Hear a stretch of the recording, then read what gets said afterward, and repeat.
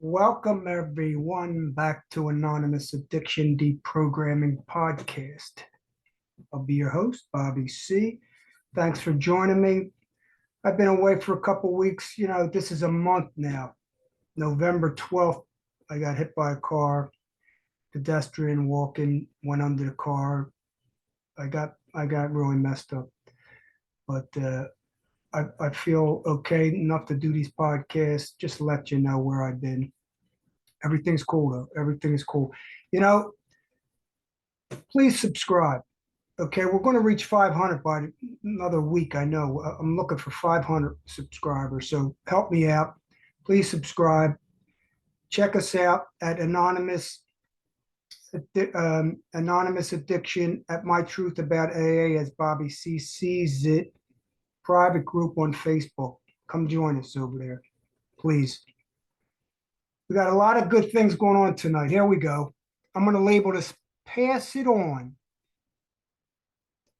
The truth about John D. Rockefeller, Sr. and Jr., and Alcoholics Anonymous. The connection. On my other podcasts, I sound a little congested because I am. I got some allergies. I got some allergies going on. Sorry about that. But the connection between the Rockefeller dynasty, the Rockefeller industry, Rockefeller Foundation, the old man, the senior prior. We got to talk a little bit about him, but the story of Bill Wilson and how the AA message reached the world. Now, like I said in a lot of my other podcasts, Bill Wilson and Dr. Bob were just little puppets. They were just puppets, figureheads. They had to have a personality cult, which Bill W is. They had to have a personality cult. And John D. Rockefeller knew this. I'm going to connect the dots and show you exactly what happened.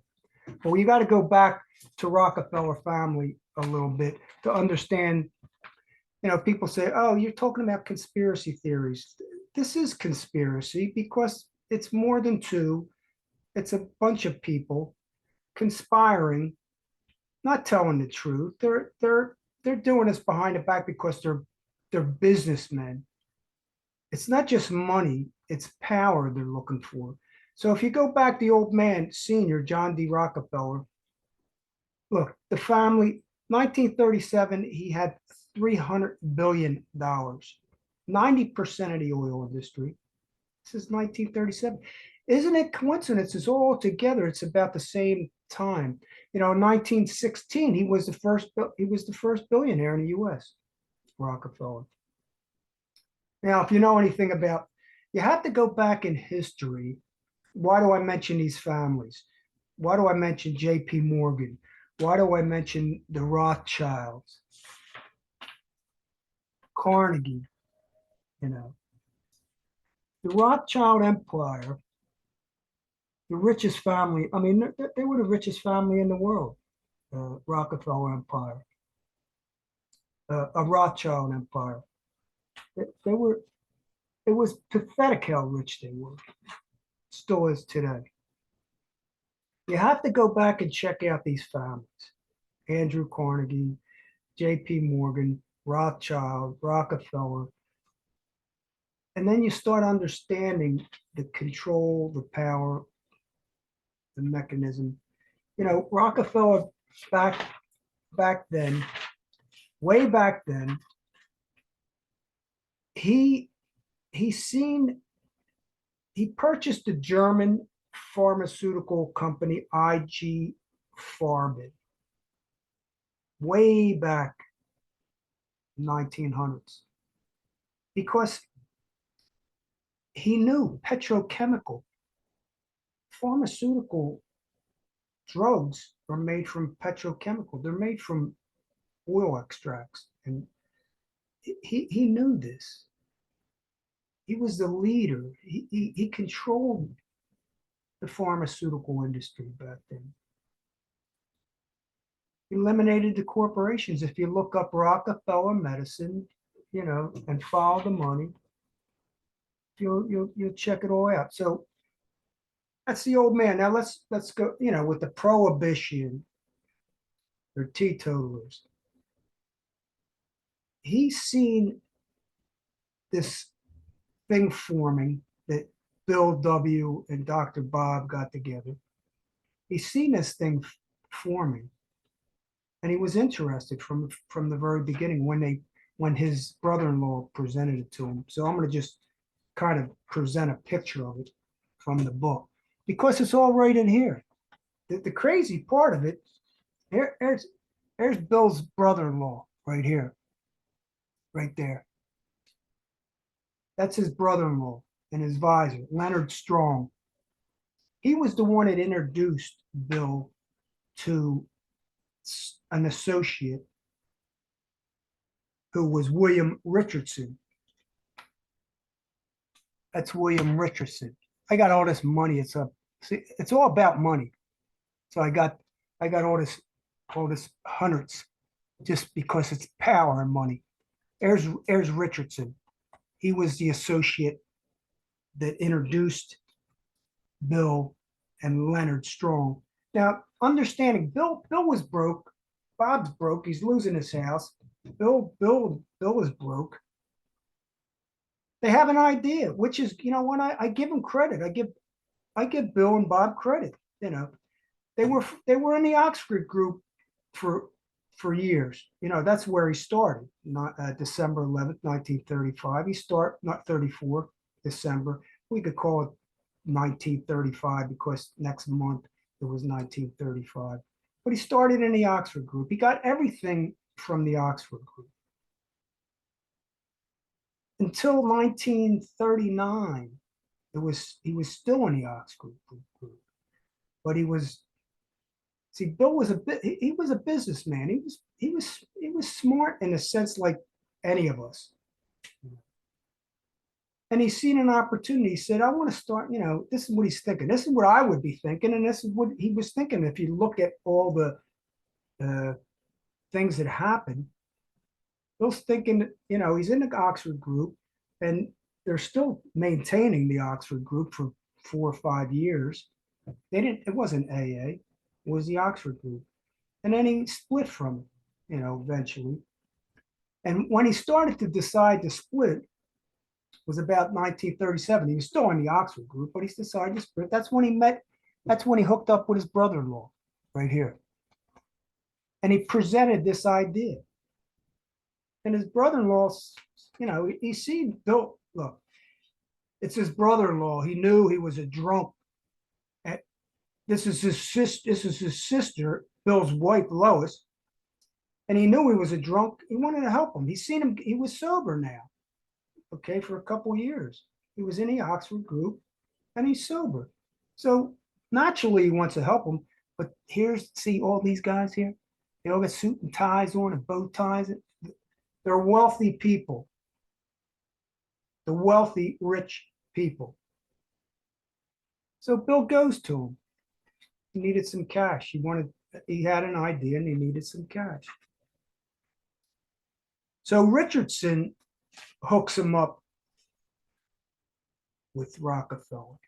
But before he hooks him up with Rockefeller, he gets this guy here, and there's Frank Amos, and here's L. Leroy Chapman.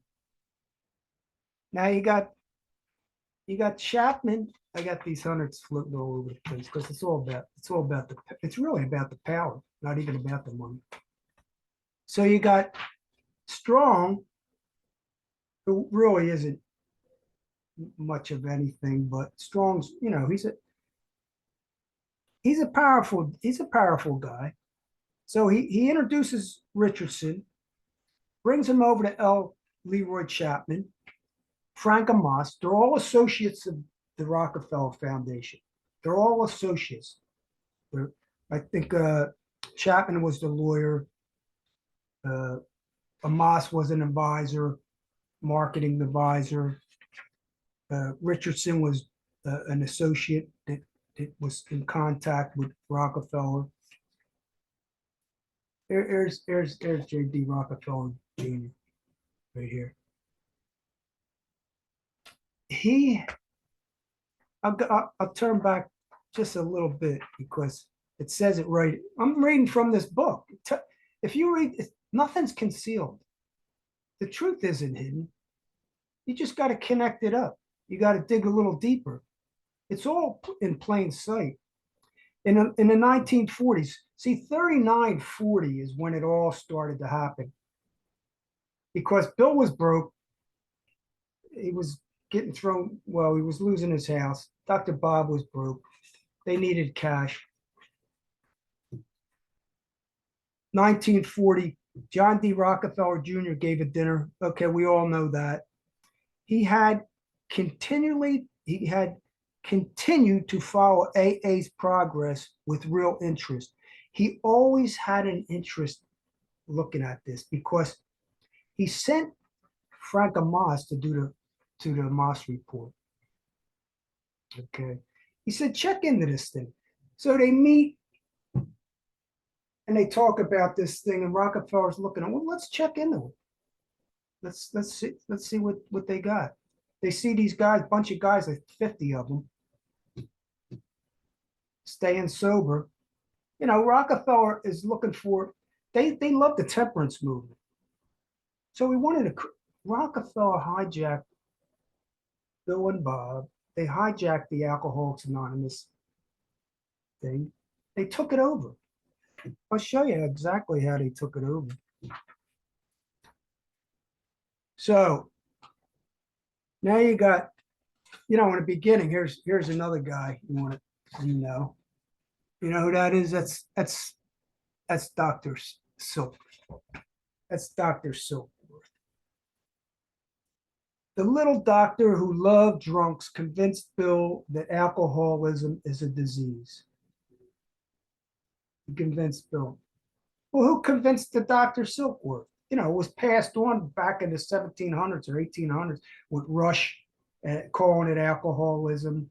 You know, if you look up ism just means a movement.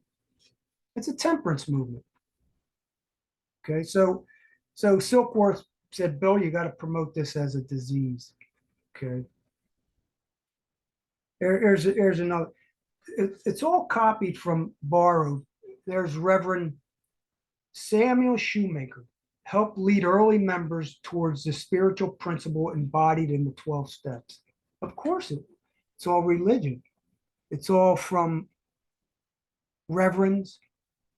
It's all from Father Dowling, Edward Dowling, Jesuit priest, sponsored Bill W. for 20 years. So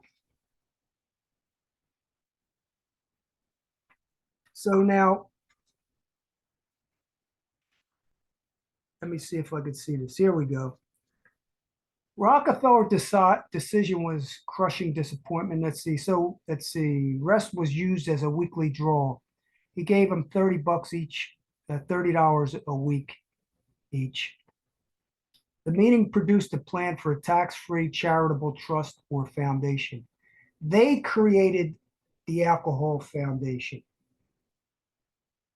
from the beginning, like that. They said, we're going to form Bill didn't do it. Bob didn't do it. Frank Amos did it. John Wood was another part of it. He was the attorney. John Wood was recruited to join the group to do the legal work in establishing the new foundation.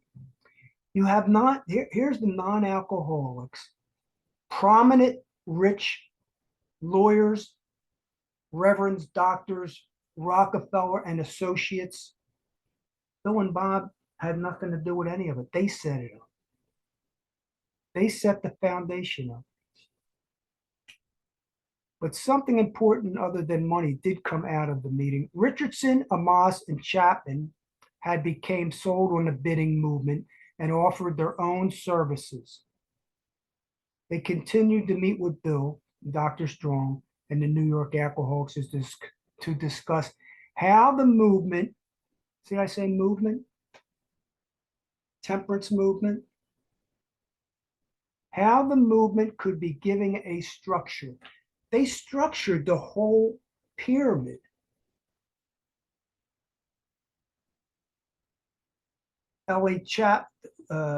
Chapman Frank Amos, even Strong, they became the trustees. They became the trustees, the non-alcoholic trustees at the top of the pyramid. They controlled it. The Amos report showed just how much Dr. Bob and his fellow members had accomplished in 3 years. 3 years. No book, no name, no program. It was still the Oxford Group until 1939. Then it switched over because Bill, behind closed doors, he was brainstorming it. How do I get out of the Oxford Group and create my own destiny? He's calling it the Squadron. The group called themselves Alcoholic Squadron of the Oxford Group. That's in 1937. 1939, that's when it kind of split up. That's when they started to write the book. And that's another whole with Hank. See, so Rockefeller and Amos, Chapman, Strong, they're all structuring this thing, and they're all seeing how even like a year or two before they started to get involved, because it didn't really happen until 1940 when Rockefeller took control. Because Bill and Hank sold shares to the members for the book to back the book so they could have some money to write the book. He sold the shares, the book. But let's see. Bill Wilson shared on an eight-member advisor committee created by the same time to advise the board. The advisory board, unlike the board, had a majority of alcoholics. In 1939, the board was increased from 5 to 7 members, the non-alcoholics still holding a majority. The non-alcoholics still holding the majority. It was the rich, wealthy, controlled. They were all controlled by Rockefeller Jr., John D. Rockefeller Jr. They were all under Rockefeller. Rockefeller was controlling the whole thing.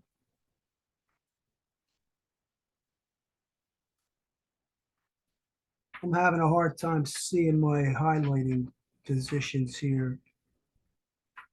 So let's go back here.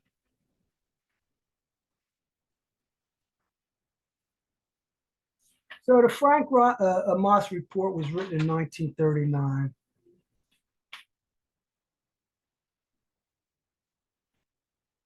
Wrote the 50 members, 2 women. That's all it was. That's where they got their statistics from. 50 members. And a bunch of them got drunk, even Hank. See, when they sold these shares, Rockefeller had to buy them all back. He had to buy all the shares back because Hank, at the end, Hank,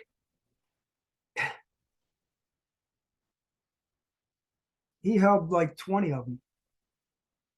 He held off. Hank said he wasn't going to give him the shares, but he held off. So Bill bought all the furniture. He gave him all the furniture. And Hank finally decided to let it go, and they bought back the shares. And Rockefeller paid for all that. 200 shares for $5,000. Towns let. Rockefeller had to buy all the shares back to take control, because they didn't want people to take control. They wanted the control to be under the alcoholic, who Rockefeller and the Associates gave the name Alcoholic Foundation. who later became World Service Inc. They had to set up the corporation. Yep. John Wood, they had established a new foundation.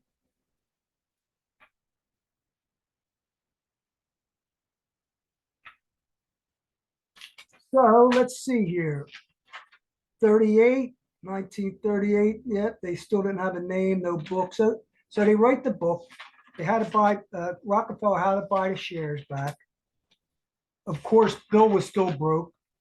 Rockefeller was paying him a stifle like $30. I think, well, not I think, it's written in here that Rockefeller paid Dr. Bob's house off, so they had a house. Bill was still broke. Bill offered Hank $200 for the furniture in the office, and Bill told to sign over his 200 shares to Works Publishing to the AA Foundation. Okay, and they can't. The names. The weird part about it is Bill always said that more than 100 titles. Okay, 1938, they didn't have a name. They're coming up with names. They came up with all kinds of names. 100 Men, The Empty Glass, The Dry Way, the Dry Life, all kinds of names. 100 Men, and Florence, one of the ladies, said, "What about women?" Okay, so they finally, after all this stuff, they don't even know the title that appeared in the multi copies was Alcoholics Anonymous. There is no dispute about who first thought up this title. Most thought it was Joe W., a New York writer who remained sober only off and on, and who eventually got drunk. A lot of these people, they went back to drinking. They got drunk, which, I don't have a problem with that. But the statistics, I mean, even Abbey in the beginning, he went out and got drunk. A lot of them got drunk, and the reasons why they wanted the control at the top to be non-alcoholics, which was the majority, is because they were afraid they were all going to go get drunk. They had to protect, and who protected it? The Rockefeller Foundation Advisory Board. That's who was made up of the non-alcoholic trustees. So this whole thing was created by Rockefeller. Bill W. didn't create this structure. Everybody believes that he created all that. He wasn't smart enough. Rockefeller knew, first of all, the old man senior, Rockefeller Sr., took control of the medical industry, hijacked that from holistic, traveled on to medicine. He knew he controlled the pharmaceutical industry, and he knew that the petrochemical and the oils and the he controlled that, the oil industry. He's seen a bigger picture. I even believe he looked down, and he's seen so far out that he's seen the prescription medication given to, because of the treatment centers, all the medication, all the prescriptions. I believe he even foreseen Narcotics Anonymous, and took an interest in that because, okay, so 39, let's see, Hank. So he took off the shares. They finally bought the copies. And then this is when the whole thing started, was in 1940. So Rockefeller checked it out. He was involved in it. He created it. Now he's going to promote it. Now this is where he's directing it and creating it, and now he's going to promote it. And how he promotes is through the dinner he gave. He hosted the dinner, and all his people came. He actually bought a couple hundred books. Rockefeller was so smart. he wanted this thing self-supporting because he didn't want to pay for it, because he knew the people were going to pay for it. Okay. He hosted that dinner. And then after the dinner, it all started to explode. They started to sell the books. They promoted it in all kinds of different ways. They let the wealthy support it. 1940, Works Publishing moved from Manhattan, a small office fellowship, the first quarter. 1940. That's everything. A lot revolved around 1939 and 1940, when the whole thing started to take off. It is invitation, Richmond, Chapman, Scott, Rockefeller Foundation to come to any of the Clinton Street meetings. It's really amazing how smart and how, like, they talk about conspiracy. This is a conspiracy to take over, to hijack Bill and Bob's thing. You know, they started it, one alcoholic with another. They moved from the Oxford group for years until 1939. That's when Alcoholics Anonymous meetings started. 1931, the Jack Alexander told the story about AA. First women's meeting in Cleveland, 31. Just can't, you know, Alcoholics Anonymous did not become self-supporting until 10 years later, 1946.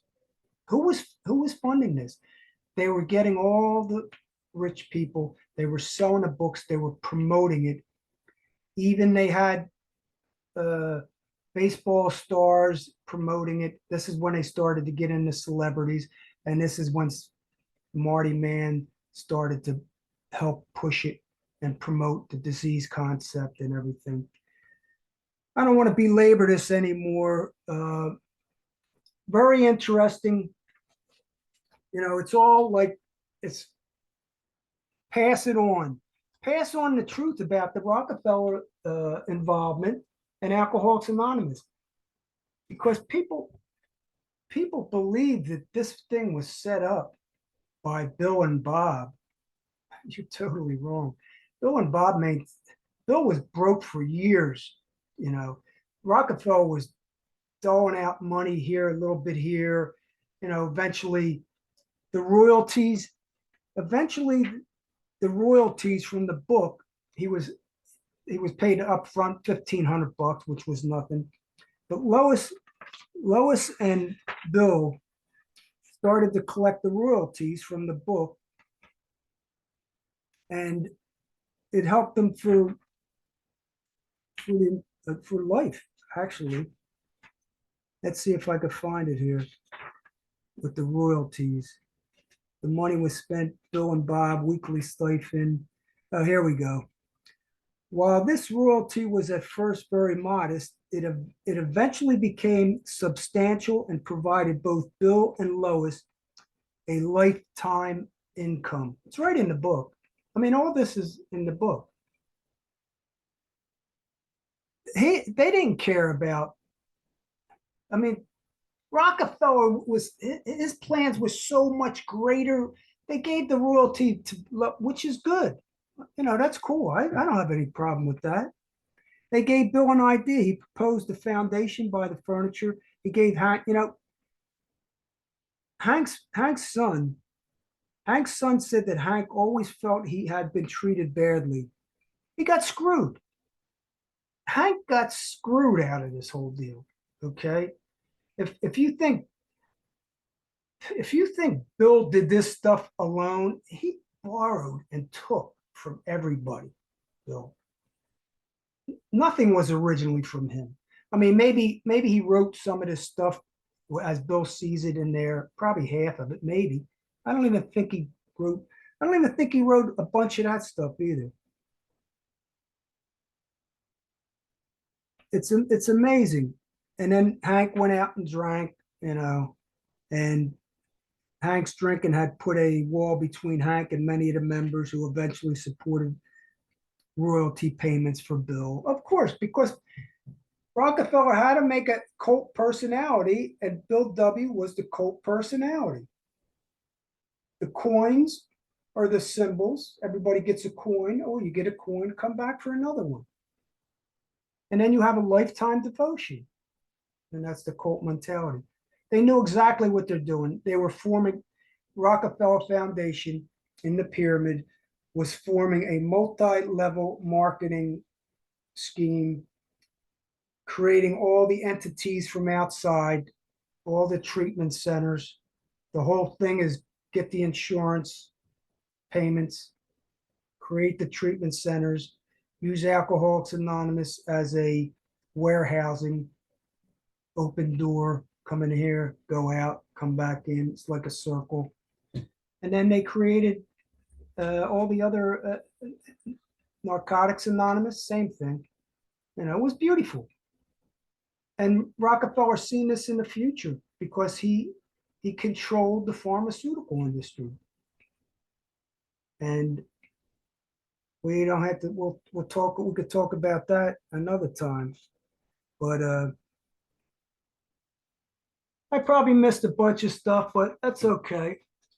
Pass it on. Pass on the truth about Rockefeller, all the money, all the power, all the control, the multi-trillion-dollar addiction recovery industry trap.